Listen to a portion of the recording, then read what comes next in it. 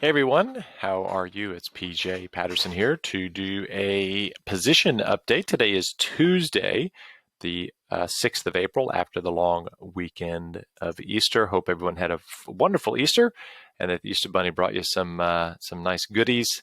Let's try to get my screen set up here real quick so we can go through all of our positions. That is not what I wanted to do. Come back. So what I wanted to do was just run through the things that we currently own in the portfolio. Again, some of these positions may or may not be in your specific portfolio. Some of it is going to depend on things like how much cash you had when I was making the investments, when you've come on as a client, and a few other small things like that. But for the most part, I would expect that 80 to 90% of these positions that you see on the screen here are going to be in your portfolio. Over time, as you continue, working with me and you continue having me manage your money, you'll catch up as we go through the cycle and as I reposition and buy and sell and do things like that. So anyway, what you can see here is I've sort of broken this down. Now there's three columns here, and I've broken this down into, first of all, in this first column, all of the things you see in ASX next to are the securities that are listed on the Australian Stock Exchange. So these would be Aussie dollar positions and Aussie listed securities. All of them are ETFs at this stage, so exchange traded funds, which basically means within each of these funds, there's probably anywhere between 20 and possibly up to 30 or 40 different stock holdings. So there's never, ever any issue of diversification in these sorts of portfolios. You're very, very well diversified with the right exposures.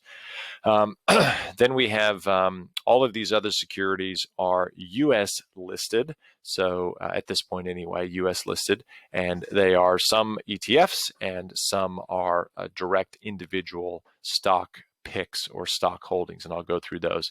So quickly, just to have a quick recap about how the portfolio is positioned. Number one, again, as I've continually reiterated to you, we're in quad two. This is the global growth reflation quad.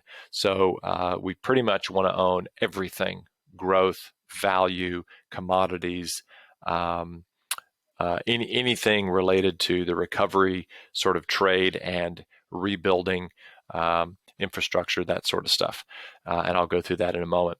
But growth and value are highlighted very, very clearly in the portfolio. And the other big part of the portfolio is an exposure to inflation. So again, that's your commodities, that's your energy, base metals, those sorts of things. So again, I'll go through that. But those are the key right now setups for this portfolio. And as we continue to go through this year, we're now in the second quarter of the calendar year. We're going to see, as I've been highlighting in my market updates, we're going to continue to see the inflation numbers driving higher, GDP numbers driving higher, and commensurately, we should continue to see the stocks that we're holding driving higher.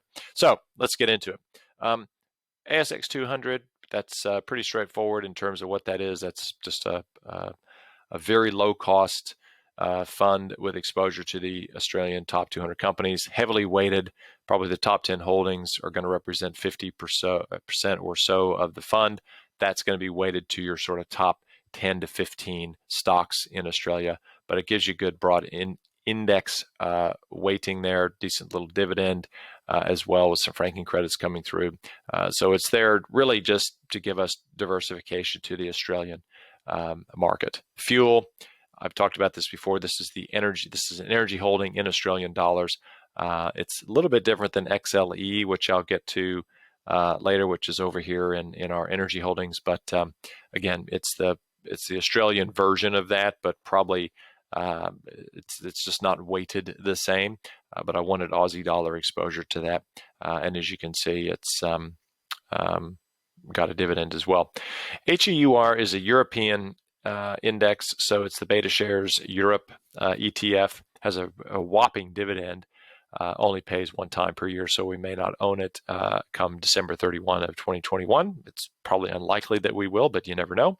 But nevertheless, Europe right now is firing on all cylinders and growing getting out of recession and beginning to grow again rapidly. So that ETF has good exposure to the primary economies there being sort of Germany, France, the UK, and I think that's it. Some of the other Nordic countries like Sweden and Norway, etc. IEM is the emerging markets ETF, and a couple of these like IEM, IIND, which is the India, give us that Asia and emerging markets exposure. I have pulled back a little bit on the broad Asia exposure, although I have bought an ETF, which is this one here, which is South Korea. I have bought back into South Korea. There was a little bit of a correction in Asia recently, and we presaged that by getting out, which is great because locked in some very good gains there. I haven't gone back into Asia as yet, but I may very well be looking to buy back into Japan and possibly expanding on this Korea position. But in any case, we're a little bit lighter there. India still ripping. They're having a little bit of an issue at the moment with their COVID case count. They will move through this as well, but their economy is absolutely rippingly on fire. So continue to expect some good things out of India. Furthermore, emerging markets, we're in global quad 2. The only country that really isn't there is China, which is another reason why I wanted to reduce my Asia exposure, because a lot of the Asia ETFs have a lot of China in there, and China's entering or is in quad 3 at the moment. So again, that's the reason for me dialing that back. Then moving on to IEU, that's just another European ETF. That's the iShares version. These two ETFs, they have slightly different weights of country exposures. So I just wanted to get a broad base of Europe and European stocks. So again, that's why we own that. Talked about India. QOZ is another sort of ASX 200 listed company ETF, but they have a slightly different methodology for how the portfolio is weighted and how it's structured, and it's a little bit more actively managed. So they will look at more of the fundamental metrics on a company, and they will own that stuff. So it should anyway, as the market continues higher. The QOZ will outperform the A200 because the QOZ should move and generate a little bit more alpha inside of it than the broad market. So the A200 will track the market, probably be 10 or 15 basis points below the market, potentially because of the costs obviously involved in running an ETF, but giving you market exposure. But the QOZ again will give you a bit more of a focused, more actively managed ETF. RBTZ is the robotics ETF. This is just a real interesting longer-term play. Robotics, I've just read a book recently called The Future is Faster Than You Think. Robotics is one of those industries now that is prolific in many, many, many things. And as the world continues to move towards, I guess, what you could call the singularity in terms of a lot of technologies converging, robotics is going to play a huge part in that. We're seeing it everywhere now, from drones to automation of factories to now things that are going to be entering into our individual lives, roboticizing them. And so a lot of these are technology type companies, but they're a little bit different than that. It's more of a niche play. But anyway, that's could very well be a longer term hold, but we'll see. Also pays a pretty reasonable dividend. RDV is very similar to the A200 in the sense that it is a broad-based market ETF, but it focuses more on the high dividend payers. So it's, as you can see, its dividend yield's a little bit higher, probably more franking credits in there as well. But again, this is the Russell version of it, and it's quite good in terms of just giving you broad market exposure, but with that little slant on dividend income. Small is the ASX Small Companies Index. So one of the places you want to be in Quad 2 is value, and typically you find value in your small company indices in your small company holdings, because those companies tend to get absolutely caned during bad economic times like Quad 4 and Quad 3, and just rip higher in Quads 1 and 2. So again, we wanted to have some broad-based exposure to the smaller companies in the Australian stock space. So that's all the Australian positions, and I'm going to be saying similar things about the other positions listed on here on the New York Stock Exchange, but Anyway, let's move on to now the some of the ETFs here. So Norway, RSX. So Norway and RSX is Russia. These are two ETFs that are basically a play on Quad 2, but also on oil and energy. So the Norwegians and the Russians, their indexes and their ETFs are heavily loaded with energy companies. And if the price of oil is rising, as it is, and we're going to continue to see that reflate and that reflation, we will continue to see these ETFs perform pretty well. And obviously with the Russian ETF, you get a bit of a dividend hit there as well. But again, that's coming later in the year. So the Norwegians pay twice a year, ETF, June and December. So we might capture that June, and we'll see what happens. I would say we'll probably be holding these energy investments through probably through June, almost certainly. But anyway, as you know, I always reserve and reserve the right to change my mind if the data changes. I've already touched on Korea. Dr. Kospi, so this is the South Korean ETF. Dr. Kospi is signaling that the globe is, well and truly expanding now, as is Dr. Copper, and I've got a holding in here for copper that I'll touch on in a moment. But anyway, Dr. Kospi is signaling, again, that we want to be holding that through this quad 2 reflation. Now, a couple of individual stock picks here. There are some ETFs in here, but I'll just hit some stock picks. So there's a couple of plays here on the reopening of America and some companies that should benefit heavily from people just getting back to their normal lives. So BYD is Boyd Gaming, and they own a lot of casinos and other gaming type operations throughout the United States. And again, this is a stock that has a great opportunity to grow earnings because of the reopening and people getting back to doing those things that they enjoy doing, like going to casinos, etc., going to Las Vegas, Atlantic City, whatever. So again, this is a company that I would expect to continue to see upside momentum in. And anyway, we'll just watch it and see what happens, but it's performing reasonably well. Cinemark is a operator of theaters. And so, again, COVID had absolutely shut down that whole industry. The stock was absolutely crushed. But we're now seeing, of course, people are going to want to get back to doing the things that they enjoy doing, like going to the movies. And I think there's a pretty massive, stellar card of movies that were postponed, the release of which was postponed, that people are going to want to get back to the cinema, physical cinema, and see. And I have an incoming call, which I'm going to decline. So again, this is an opportunity where we're going to see earnings growth accelerate. And of course, because of that, these stocks will accelerate. Capri is there's these new things out there called SPACs, Special Acquisition Corporations. And Capri is one of those. And I believe that this is a sort of a cannabis industry play. So these guys are doing something in that space, and it will. Something's going on here with my screen. Sorry, and it will just give us that exposure to that market, and going forward, that's still a place to be, is the cannabis space. I've got a couple of others in here in that space that I'll highlight. But yeah, anyway, that's probably all I need to say about that.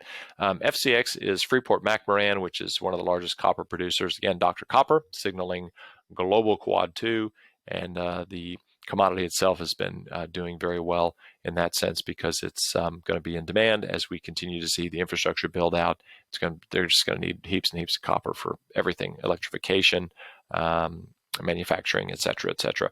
IIPR, I've talked about this holding before. This is, again, a cannabis play. Now, what these guys do is they lease they buy facilities and lease them back to companies that are in the cannabis space for growing, distribution, all this sort of stuff. Very clever business model. Again, pays a dividend, but it's more of really of a commercial property holding company, but they specialize in the cannabis space. So that's why it's more of a cannabis industry play. IWM is just the Russell 2000 index. The Russell 2000 is full of a lot of growth, a lot of small cap companies, not growth, but sorry, small cap companies. And so that's the Russell 2000 index. It's been hitting sort of new all-time highs recently. It's pulled back a little bit of late, but it's still, for the moment anyway, a quad 2 holding that we want to continue to have on, because it gives us that great exposure to the small cap space and value for that matter. MP is Materials Corp. It was a SPAC about I think 6 months ago or so. They de-SPACed and became Materials Corp. And I'm not sure why the names aren't coming up on these. Oh, there we go. Materials Corp. And they specialize in rare earths. So there's only one rare earths mine in the United States. It's at Mountain Pass. It's called Mountain Pass, which is probably why MP is in the name. Well, it's actually Mountain Pass Materials Corp. I think it's the full name of the company.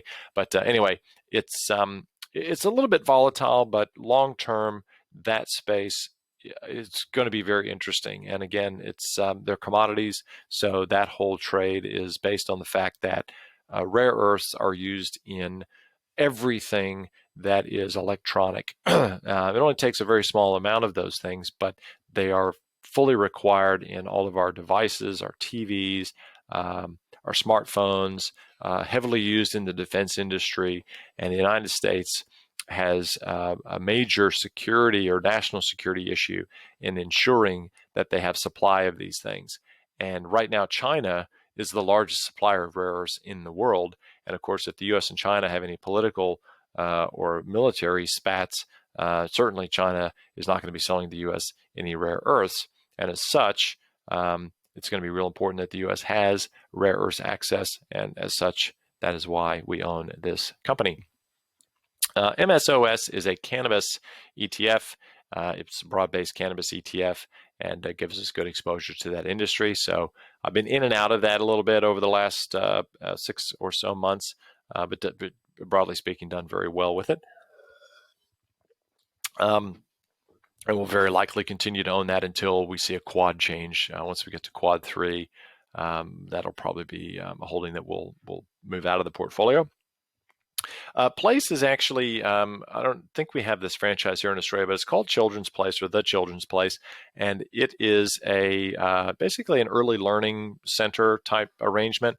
Again, COVID would have restricted people going and having their kids go into these sorts of things. So again, this is one of those plays where we expect to see, as their economies all reopen and people get back to normality, people will obviously be putting their children back into these sorts of centers and these environments.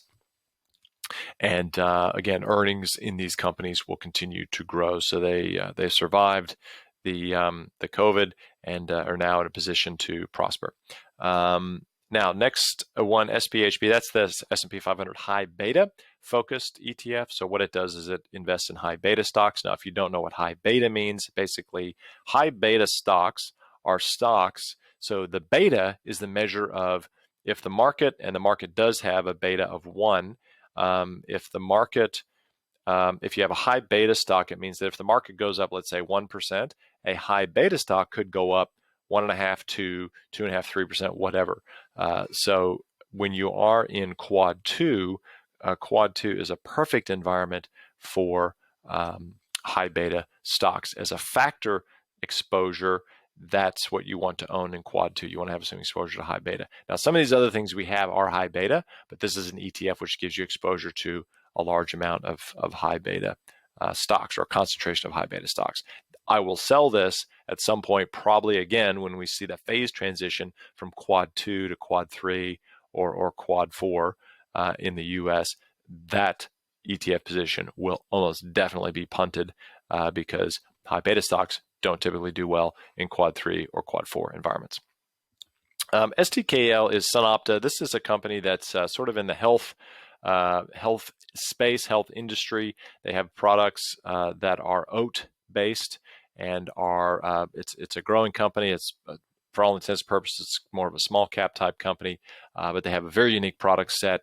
And this, the analysis done on this company just suggests that it's got some really interesting upside potential as they roll out their products, get them distributed, and they do arrangements with large suppliers to have their products available. So I think they have either recently signed or we're going to sign something with Starbucks for their, I think they produce oat milk and some other varieties of oat-based products. And yeah, anyway, kind of a cool little company. So we'll just see how they go. Not a massive exposure to any of these, maybe 1.5% of overall portfolio going to that. So not a huge position, but again, interesting story and interesting opportunity in the future for them to grow. Now, a couple of ETFs before I round out the energy portfolio. XLB, right now, XLB and XLI, so industrials and basic materials are, and for that matter, financials. So here we have XLB is a basic materials ETF, XLF is the financials sector ETF, and XLI is the industrial sector ETF. All three of these are in the top 4 investments of from an ETF perspective of what we want to own at the moment. The other one is XLE, which is right over here, which is the energy ETF.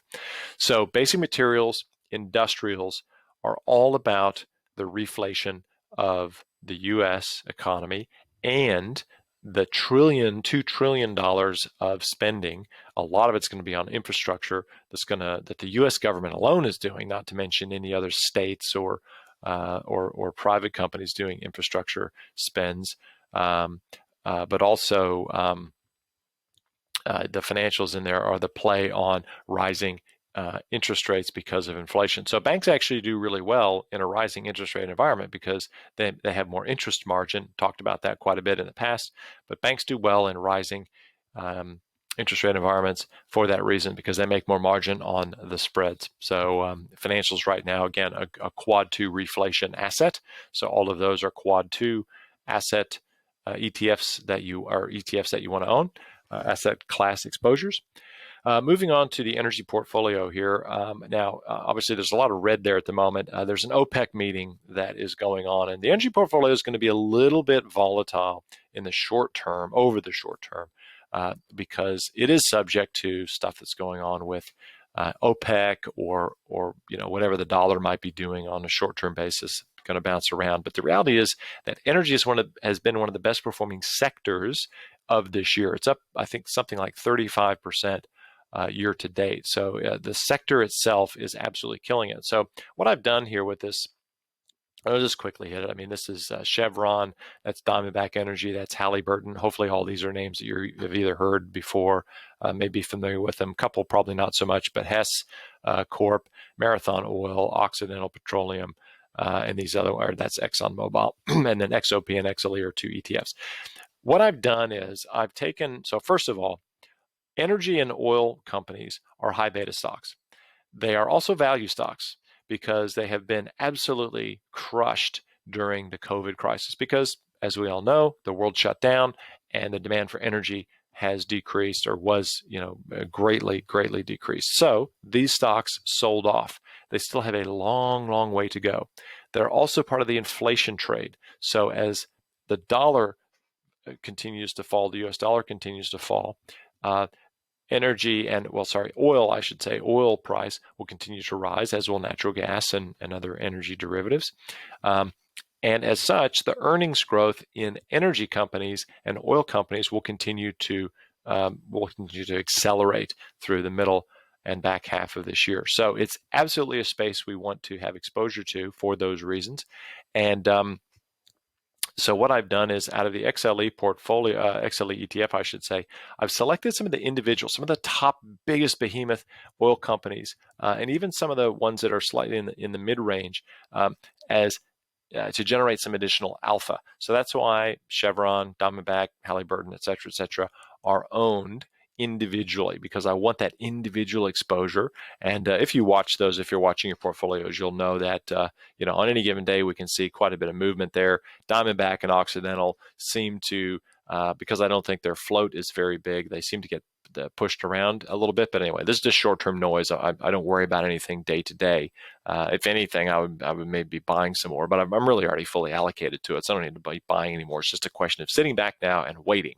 But anyway, the energy portfolio is something that's, I think, going to generate a lot of alpha to the middle part of this year. So just stay tuned and watch that. The price of oil the risk range on oil is actually now, it's looking like it's going to bump up to around $64, $65 a barrel. Yeah, 60, sorry, WTI 65.02. So just sitting on that $65 handle. Now, I think because of stuff that OPEC people are saying, oil dropped overnight to around $58 a barrel, something like that. But the low end, we're at the low end of the risk range on oil. So the low end is around $57. It could actually drop down to $53 a barrel, and we're still in a bullish trend. So I can't really see oil breaking down a lot here. And again, this stuff that goes on with oil and some of these other commodities on any given day mean nothing to me. I'm looking at the longer term, well, I should say the intermediate term trends, so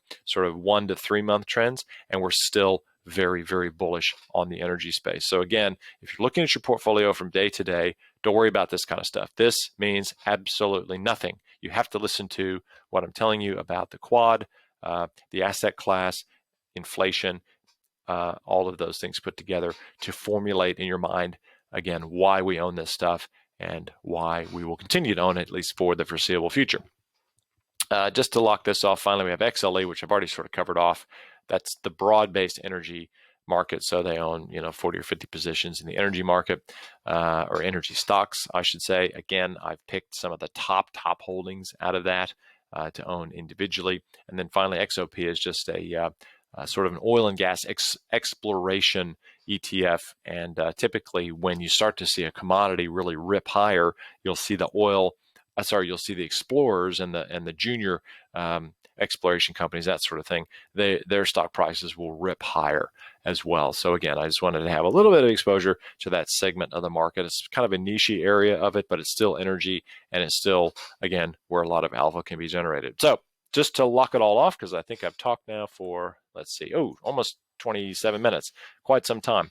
The key thing, guys and gals, ladies and gentlemen, is we're heavily positioned right now for the reinflating of the world economy, and then honing in on and specifically getting into detail around the energy part of the portfolio.